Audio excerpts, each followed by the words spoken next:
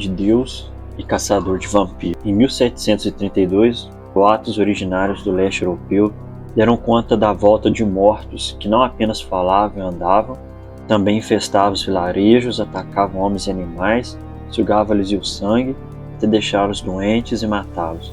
Foi quando apareceu o septuagenário clérigo Calmet, decidido a caçá-los. Na primeira metade do século XVIII, a Europa vivia a efervescência do iluminismo.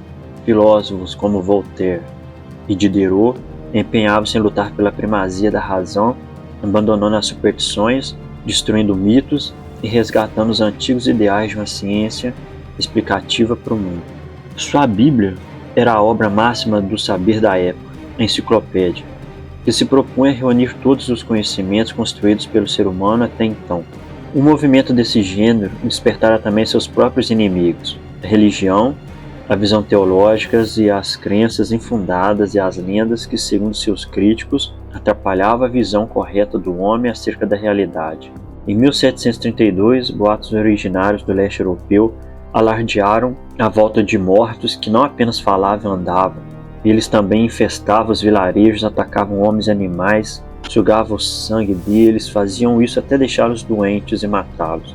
Depois de vistos e reconhecidos, dizia-se, eles eram exumados, processados, empalados, decapitados e finalmente queimados. Foi na revista O Compilador Holandês que surgiu pela primeira vez a grafia do termo vampiro. Ele designava as estranhas criaturas que supostamente vagavam pela vasta região dos territórios da Hungria, Romênia, Alemanha, Tchecoslováquia e Balcãs, área de atuação que se espraiava até as fronteiras da Rússia e da Polônia.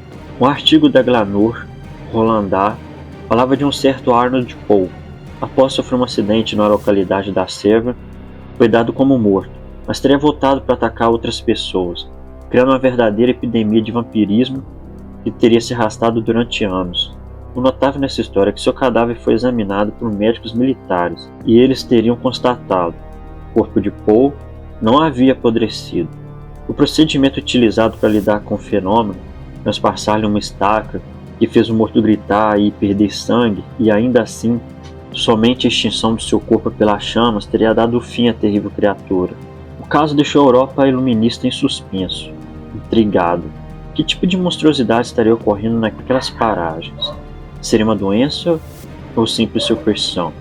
Para responder a um apelo das mentes racionais da época, entrará em cena Dom Calmet, o primeiro investigador oficial de vampirismo na história da humanidade. Na Europa, lendas sobre vampiros e criaturas sugadoras de sangue eram comuns desde os tempos da antiguidade. Contudo, no decorrer dos séculos, elas foram rareando e desaparecendo até se transformarem simplesmente em mitos ou lendas antiquadas. Mas no século XVIII, o ressurgimento do falatório em torno dessas criaturas malignas surpreendeu e incomodou sobremaneira as mentes intelectuais. Entre os investigadores de reputação racionalista, beneditino francês Danton de Agustin Calmet destacou-se como aquele que, de maneira mais firme, dispôs-se a realizar um inquérito sério de base científica sobre o problema. Além da natural curiosidade, razões mais profundas moviam-no a esclarecer o enigma. Calmet era um clérigo extremamente preocupado com as questões teológicas relativas à volta dos mortos-vivos.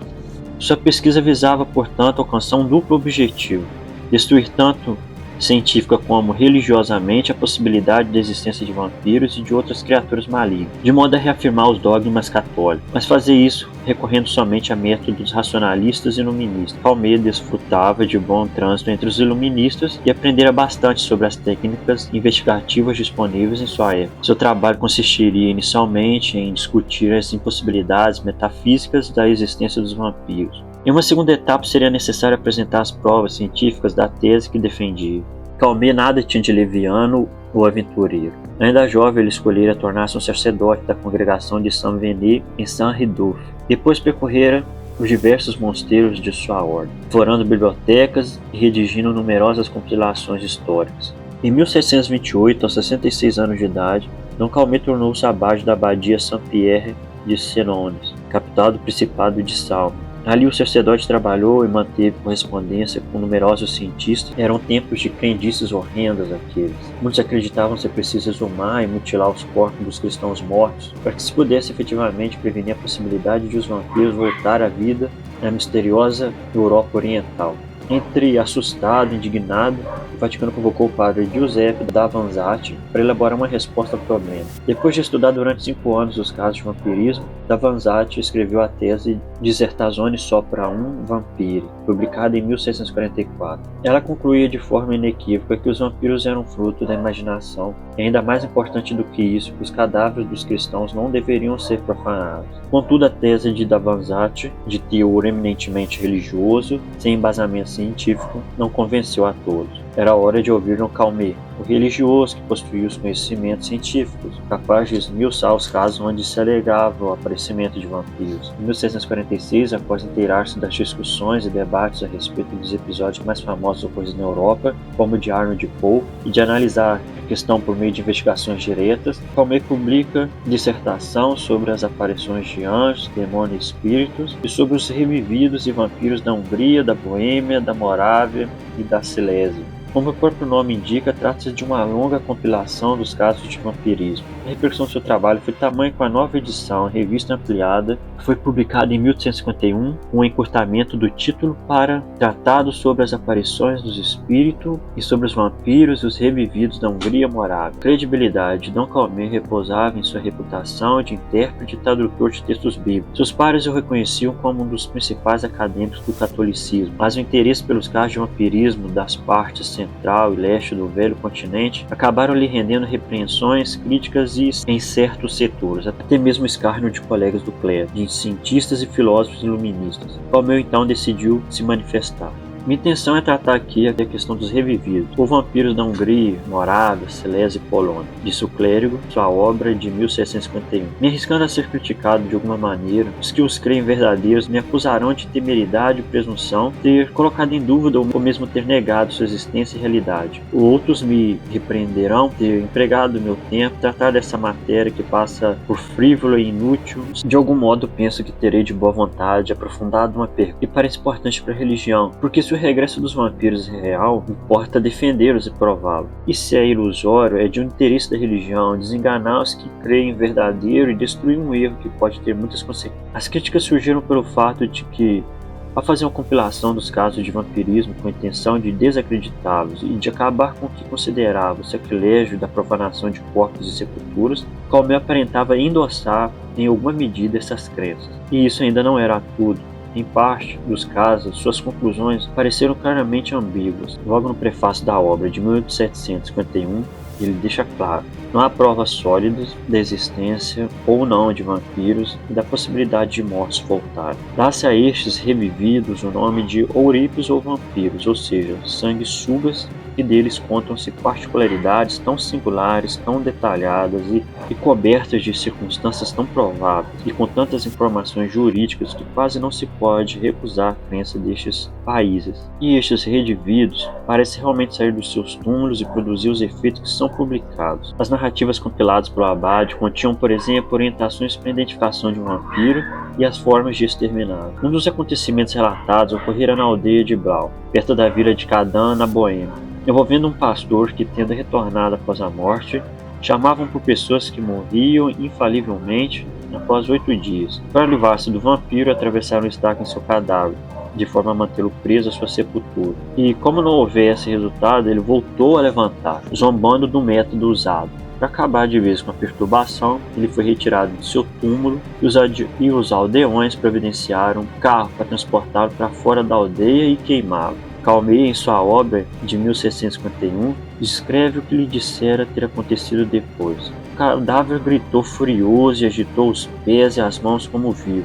E no momento em que o furaram, soltou muitos gritos e derramou sangue muito vermelho em grande quantidade. Por último, queimaram-no e essa execução pôs fim ao aparecimento e às infestações deste espectro. Ao longo de todo esse livro, Dom Calmet elenca relatos oficiais sobre o vampirismo, jornais, testemunhos oculares, diários de viagem e críticas feitas por colegas esclarecidos. E apesar de manter-se incrédulo, ele não arrisca concluir, prefere falar do rigor dos seus métodos, de seus cuidados e bom senso. Mas o que predomina mesmo nessas páginas é a força da crendice dos vampiros, o horror que tais relatos inspiram. Não se procede na caça dos vampiros sem alguma forma de justiça. Citam-se, escutam seus testemunhos, examinam-se as razões, consideram-se os corpos exumados, para ver se são encontradas as marcas comuns, que fazem pensar que estes molestam os vivos como a mobilidade e a flexibilidade dos membros, a fluidez do sangue e a incolumidade da carne. E prossegue Calmeia acerca das narrativas que lhe chegam. Se essas marcas são encontradas, são entregues ao carrasco que os queima. Algumas vezes o espectros aparece ainda durante 3 ou 4 dias após a execução. Às vezes prorrogam por 6 ou 7 semanas o enterro das pessoas suspeitas. Quando não se corrompem e seus membros permanecem flexíveis e maleáveis como se estivessem vivos, então são queimados. Sua imprecisão na tarefa de definir os casos, como superstição ou realidade, e sobretudo a forma como concluiu que não podia chegar a aparecer algum senão aquele de que criaturas como vampiros podiam mesmo retornar ao túmulo, alimentou decisivamente a fogueira das discussões sobre o assunto, especialmente na Europa Ocidental. Filósofos iluministas uniram-se aos debates e, da mesma forma que Calmet, o racionalismo iluminista, ao tentar refutar as crenças nos vampiros e enquadrá-los como simples superstições de um povo ignorante, conseguiu exatamente o contrário, difundir ainda mais a história de vampiros, e isso não apenas pela Europa inteira. O mito se espalhou para além do velho continente, ganhou o mundo.